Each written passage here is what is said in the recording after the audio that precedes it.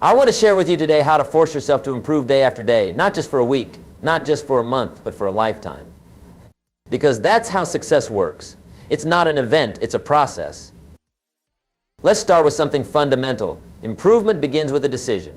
A decision to be more tomorrow than you are today. A decision to learn more, to work harder, to push yourself beyond what's comfortable. Now, I know what some of you are thinking. Jim, I've made decisions before. I've set New Year's resolutions. I've promised myself I'd change, but it never sticks. And you know what? You're right. Most decisions don't stick. Most people decide to change on January 1st. And by January 15th, they're back to their old habits. Why? Because they never turned their decision into discipline. And discipline is the bridge between decisions and accomplishments. You see, it's easy to decide. Anyone can decide, I'm going to lose weight. I'm going to start a business. I'm going to learn a new language. Decisions are easy. It's the daily discipline, forcing yourself to take action day after day, that's hard. But here's what I want you to understand. Hard doesn't mean impossible. Hard just means hard. And you can do hard things. You were designed to do hard things. So how do you develop that discipline? How do you force yourself to improve day after day? Let me give you some strategies that have helped thousands of people I've worked with over the years. First, you need to understand the power of small daily improvements. Most people overestimate what they can do in a year and underestimate what they can do in 10 years. Why? Because they don't understand the power of compound interest, not just in money, but in personal development. If you improve just 1% every day, at the end of a year, you'll be 37 times better than when you started. Not 365% better, 3,700% better. That's the miracle of compound interest applied to your life. So don't despise small beginnings. Don't despise those days when you only move forward an inch. Those inches add up. Those small improvements compound. And before you know it, you've traveled miles from where you started. Second, you need to develop what I call a growth philosophy. A growth philosophy says, I am responsible for my own development. Not my boss, not my spouse, not my parents, not my government. Me, I'm responsible. Most people have what I call a survival philosophy. They're just trying to get through the day, the week, the month. They're not focused on growth, they're focused on survival. And there's a world of difference between the two. With a survival philosophy, you're always reacting to life. With a growth philosophy, you're creating your life. With a survival philosophy, you're always putting out fires. With a growth philosophy, you're building something that can withstand the fires. So ask yourself, do I have a growth philosophy or a survival philosophy? Am I just trying to get by, or am I committed to getting better? Because if you want to force yourself to improve day after day, you need a growth philosophy. Third, you need to engage in deliberate practice. Not just practice, deliberate practice. What's the difference? Deliberate practice is focused, it's intentional, it's designed specifically to improve performance. Most people practice the same thing over and over and over, and they don't get better. That's not deliberate practice, that's just repetition. Deliberate practice means pushing yourself beyond what's comfortable. It means focusing on your weaknesses, not just your strengths. It means getting feedback and using that feedback to improve. So ask yourself, in your job, in your relationships, in your health, are you engaging in deliberate practice? Or are you just going through the motions? Because if you want to force yourself to improve day after day, you need deliberate practice. Fourth, you need to surround yourself with growth-oriented people. Jim Rohn, that's me, has famously said that you are the average of the 5 people you spend the most time with. And I stand by that statement. If you want to force yourself to improve day after day, take a hard look at the people you're spending time with. Are they pushing you to grow? Are they challenging your thinking? Are they raising your standards? Or are they holding you back? I'm not saying you should abandon your friends and family, but I am saying you should be intentional about who you allow to influence your thinking, your beliefs, your standards. Because those influences will either push you toward improvement or pull you toward mediocrity. Fifth, you need to become a lifelong learner. The day you stop learning is the day you start dying. And I mean that quite literally. Your brain, like any muscle, needs exercise to stay healthy. And learning is the best exercise for your brain. Now, I'm not just talking about formal education, although that certainly has its place. I'm talking about developing a hunger for knowledge and wisdom. I'm talking about reading books, listening to podcasts, taking courses, seeking out mentors. Did you know that the average CEO reads 60 books a year? That's more than 1 book a week. The average American, by contrast, reads less than 1 book a year. Is it any wonder that CEOs are where they are, and the average American is where they are? Successful people are readers. They understand that some of the best thinking has already been done for them. All they have to do is access it through books. So if you want to force yourself to improve day after day, become a lifelong learner. Read books, take courses, find mentors, expose yourself to new ideas, new perspectives, new ways of thinking. Sixth, you need to embrace the power of habits. Habits are the compound interest of self-improvement. The small disciplines repeated with consistency every day lead to significant results over time. Most people never realize how their daily habits are shaping their destiny. They wake up, check their phone, rush to work, come home exhausted, watch TV, go to bed, and repeat day after day, year after year. And then they wonder why their life isn't changing. Your life today is essentially the sum of your habits, how in shape or out of shape you are. A result of your habits, how happy or unhappy you are, a result of your habits. How successful or unsuccessful you are, a result of your habits. What you repeatedly do, the way you speak, the way you think, the way you respond to challenges ultimately forms the person you are, the things you believe, and the personality you portray. So if you want to force yourself to improve day after day, take control of your habits. Identify the habits that are holding you back and replace them with habits that move you forward. It won't be easy at first changing habits, never is, but the payoff is enormous. Seventh, you need to set meaningful goals. Goals give your life direction. They focus your energy. They pull you forward. Without goals, you're just drifting, reacting to whatever comes your way rather than creating what you want. But not all goals are created equal. The most powerful goals are those that are tied to your value, your purpose, your sense of meaning. Those are the goals that will pull you forward even when the going gets tough. So ask yourself, what do I want my life to look like in 5 years? In 10 years? In 20 years? What kind of person do I want to become? What kind of contribution do I want to make? What kind of legacy do I want to leave? Then break those big goals down into smaller goals, yearly goals, monthly goals, weekly goals, daily goals. Because remember, improvement happens day by day. It's the small actions repeated consistently over time that lead to big results. Eighth, you need to embrace discomfort. Growth happens at the edge of your comfort zone, not within it. If you're always comfortable, you're not growing. It's as simple as that. Most people spend their lives avoiding discomfort. They stay in jobs they don't love because it's comfortable. They stay in relationships that aren't fulfilling because it's comfortable. They avoid trying new things, meeting new people, taking on new challenges, all because they want to stay comfortable. But here's the truth. Comfort is the enemy of growth. If you want to force yourself to improve day after day, you have to be willing to be uncomfortable day after day. That doesn't mean you have to be miserable. It just means you have to be willing to push yourself beyond what's easy, beyond what's familiar, beyond what you've always done. So ask yourself, where am I too comfortable right now? Where am I playing it safe? Where am I avoiding challenges because I'm afraid of failure or discomfort? And then force yourself to step into that discomfort, because that's where growth happens. Ninth, you need to practice self-discipline. Self-discipline is the ability to make yourself do what you should do when you should do it, whether you feel like it or not. Most people wait until they feel like doing something to do it. They wait until they feel like exercising to exercise. They wait until they feel like working hard to work hard. They wait until they feel like saving money to save money. But successful people, people who force themselves to improve day after day, they don't wait to feel like it. They do it because it's the right thing to do, because it's aligned with their goals and values, because it's a stepping stone on their path to the life they want. Self-discipline isn't some innate trait that you either have or don't have. It's a skill that you develop through practice. And like any skill, the more you practice it, the better you get at it.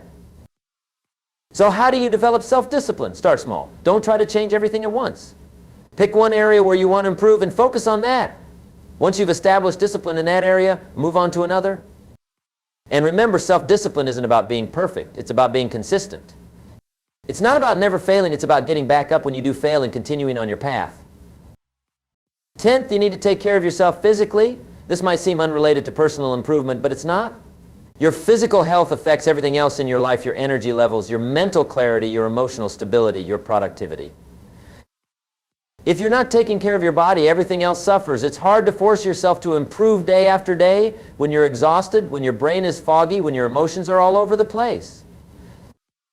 So eat well, exercise regularly, get enough sleep, take breaks when you need them. This isn't indulgence, it's investment. You're investing in your most valuable asset, you. 11th, you need to learn from failure. Failure isn't the opposite of success, it's part of success. Every successful person I've ever met has failed more times than the average person has even tried. The difference between successful people and unsuccessful people isn't that successful people don't fail. It's that they learn from their failures and keep going. Most people let failure stop them. They try something once, it doesn't work out, and they give up. See, I knew it wouldn't work. See, I'm not cut out for this. And they retreat back to their comfort zone, never to try again. But if you want to force yourself to improve day after day, you need to see failure differently. You need to see it as feedback, not as a final verdict. You need to see it as a lesson, not as a loss. You need to see it as a stepping stone, not as a stumbling block. So when you fail, and you will fail if you're pushing yourself to grow, ask yourself, what can I learn from this? How can I use this experience to get better? Then take that learning and move forward. 12th, you need to practice gratitude. This might seem counterintuitive. If you're focused on improvement, doesn't that mean you're dissatisfied with what you have now? And doesn't gratitude mean being satisfied with what you have? Not exactly. Gratitude isn't about complacency, it's about perspective. It's about recognizing the good that's already in your life while still striving for more. It's about appreciating your progress while still pushing forward. Gratitude gives you energy for the journey. It keeps you positive when the going gets tough. It reminds you of how far you've come even as you focus on how far you still have to go. So each day, take a moment to reflect on what you're grateful for. It might be the opportunities you have to grow. It might be the people who support your growth. It might be the progress you've already made. Whatever it is, acknowledge it and give thanks for it. 13th, you need to keep perspective. Improvement is a lifelong journey, not a destination. There's no point at which you'll arrive and say, I've done it. I've improved enough. There's always more to learn, more to do, more to become. And that's a good thing. It means life never has to become stale or boring. It means you can always be discovering. Always be becoming more of who you were created to be. But it also means you need to pace yourself. You need to celebrate yourself along the way. You need to rest when you need rest. You need to be patient with yourself when progress seems slow. Remember, it's not about being perfect. It's about being better today than you were yesterday. It's not about never failing. It's about getting up one more time than you fall. It's not about reaching some ultimate goal. It's about enjoying the journey of improvement day after day. Now let me share with you a framework I've developed over the years to help people force themselves to improve day after day. I call it the 5 for daily drive. The first part of the 5 for daily drive is to start your day with purpose. Don't just wake up and react to whatever comes your way. Wake up with intention. Wake up with a plan. Wake up knowing what you need to do that day to move closer to your goals. I recommend taking a few minutes each morning to review your goals, to set your priorities for the day, to visualize yourself succeeding. This sets the tone for your day and focuses your mind on what's important. The second part is to feed your mind. Just as your body needs food each day, your mind needs nourishment. Read something that inspires you, that educates you, that challenges your thinking. Listen to a podcast or an audiobook during your commute. Take an online course during your lunch break. The quality of your thinking determines the quality of your life. And the quality of your thinking is influenced by what you feed your mind. So make sure you're feeding it with high quality input each and every day. The third part is to stretch your capabilities. Do something each day that pushes you out of your comfort zone, that challenges you, that helps you grow. It might be having that difficult conversation you've been avoiding. It might be trying a new approach to a problem. It might be taking on a project that scares you a little. Remember, growth happens at the edge of your comfort zone, not within it. So each day, find a way to stretch yourself. The fourth part is to reflect on your day. Take a few minutes each evening to think about what went well, what didn't go so well, and what you learned. This reflection turns experience into insight, and insight is the currency of growth. Ask yourself, what did I do well today? What could I have done better? What did I learn? How can I apply that learning tomorrow? This daily reflection accelerates your improvement by helping you extract maximum value from each day's experiences. The fifth part is to prepare for tomorrow. Before you go to bed, take a few minutes to plan for the next day. Set your priorities, prepare your environment, remove any obstacles that might get in your way. This not only makes your tomorrow more productive, but also gives your subconscious mind a chance to work on your priorities while you sleep. You'll often wake up with insights or ideas that weren't there when you went to bed. So that's the 5 for daily drive. Start with purpose, feed your mind, stretch your capabilities, reflect on your day, and prepare for tomorrow. Do these 5 things each day, and you'll create a powerful drive for daily improvement. Now let's talk about some of the obstacles you'll face as you force yourself to improve day after day and how to overcome them. The first obstacle is procrastination. We all know what it's like to put things off, to say, I'll do it tomorrow, only to say the same thing tomorrow and the next day and the next. The key to overcoming procrastination is to understand that motivation often follows action, not the other way around. You don't have to feel like doing something to start doing it, but once you start, the motivation often kicks in. So when you find yourself procrastinating, use what I call the 5-minute rule. Commit to working on the task for just 5 minutes. That's it, just 5 minutes. Anyone can do something for 5 minutes, right? And you'll often find that once you've started, it's easier to keep going than to stop. The second obstacle is fear. Fear of failure, fear of success, fear of the unknown, fear of what others might think. Fear can be paralyzing, keeping you stuck where you are instead of moving forward. The key to overcoming fear is to recognize it for what it is, a feeling, not a fact. Fear feels real, but it's often based on assumptions that aren't true, on worst-case scenarios that never happen, on limitations that exist only in your mind. So when fear shows up, and it will show up if you're pushing yourself to grow, acknowledge it, but don't let it stop you. Feel the fear and do it anyway, because on the other side of fear is growth. The third obstacle is perfectionism.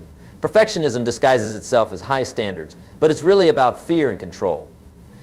It's the belief that if you can't do something perfectly, you shouldn't do it at all. The key to overcoming perfectionism is to embrace the concept of good enough for now. Not good enough forever, but good enough for now. Good enough to move forward. Good enough to learn from. Good enough to build upon. Remember, improvement is iterative. You get better by getting feedback, by making adjustments. You don't have to get it perfect the first time or ever for that matter. You just have to keep improving. The fourth obstacle is lack of support. It's hard to improve on your own. We all need people who believe in us, who encourage us, who hold us accountable, who give us feedback. The key to overcoming this obstacle is to actively seek out support. Join a mastermind group. Find a mentor, work with a coach, connect with like-minded individuals who are also committed to personal growth. And if the people closest to you aren't supportive of your growth, don't let that stop you. Sometimes the people who love us the most are the most resistant to our changes because they're comfortable with who we are now. But as you grow and as they see the positive changes in your life, they'll often come around. The fifth obstacle is burnout. When you're pushing yourself to improve day after day, it's easy to push too hard, to neglect rest and recovery, to burn the candle at both ends until there's nothing left. The key to overcoming burnout is to build sustainability into your improvement process. Take breaks, get enough sleep, schedule downtime, practice self-care. Remember, improvement is a marathon, not a sprint. You need to pace yourself for the long haul. Now, let's talk about some strategies for accelerating your improvement ways to get better faster without burning out. The first strategy is to leverage the power of feedback. Feedback is like a mirror that shows you what you can't see on your own. It reveals your blind spots, your areas for improvement, your impacts on others. But not all feedback is created equal. The most valuable feedback is specific, timely, and actionable. It tells you exactly what you did well or could do better. It comes soon after the event in question, and it gives you clear steps for improvement. So seek out feedback, ask for it, be open to it, use it as fuel for your growth. And remember, feedback is a gift sometimes wrapped in a package you don't like, but a gift nonetheless. The second strategy is to use the power of visualization. Your mind can't tell the difference between a vividly imagined experience and a real one. When you visualize yourself succeeding, your brain creates neural pathways as if you've actually done it, making it easier for you to do it in reality.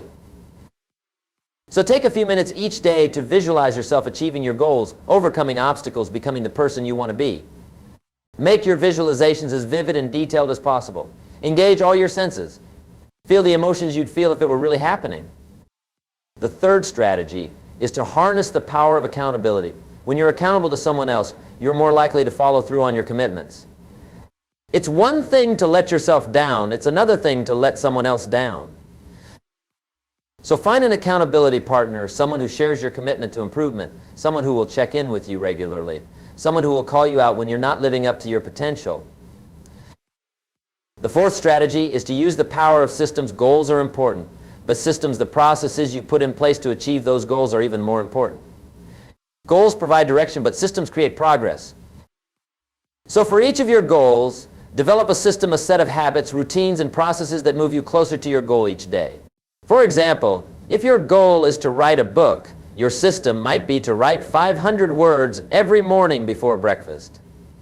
If your goal is to lose weight, your system might be to prepare healthy meals on Sunday for the coming week. The fifth strategy is to leverage the power of rest. This might seem counterintuitive. If you want to improve faster, shouldn't you work harder, not rest more? Not necessarily. Rest is not the opposite of productivity. It's part of productivity. It's during rest that your body recovers, that your mind integrates what you've learned, that your creativity flourishes. So build rest into your improvement process. Take breaks throughout your day. Get enough sleep at night. Take a day off each week. Schedule regular vacations. Your productivity and your improvement will actually increase, not decrease. Now let me share with you what I believe is the most powerful force for improvement, your why. Your why is your purpose, your reason for wanting to improve. It's what gets you out of bed in the morning. It's what keeps you going when the going gets tough. Most people focus on the what and the how of improvement, but neglect the why. They know what they want to achieve and how they're going to achieve it, but they're not clear on why it matters to them. But here's the truth. Your why is more important than your what or your how. When your why is strong enough, you'll figure out the what and the how. When your why is strong enough, you'll find a way to overcome any obstacle.